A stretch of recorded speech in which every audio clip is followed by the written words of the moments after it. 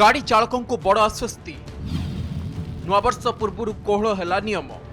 मार्च 31 जाए हेबनी पीयूसीसी checking pollution certificate नहीं राज्यर गाड़ी चालकों मध्य भाड़ेनी पड़ता बेले एवं नववर्ष पूर्व बड़ घोषणा करिसेंती राज्य सरकार नियम को कोहल कर मार्च 31 जाए पीयूसीसी बा प्रदूषण सर्टिफिकेट जांच तारीख घुंचाई देइछंती सरकार जहाँकि एवं गाड़ी चालकों को सामान्य आश्वस्ति आनी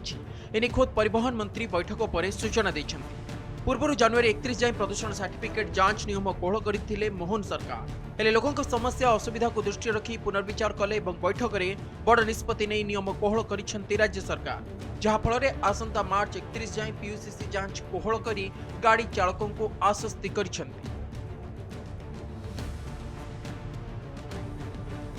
ता निजर लाइसेंस न था कि ता पाखे पीयूसी लाइसेंस सी पीयूसी जांच करुच्ची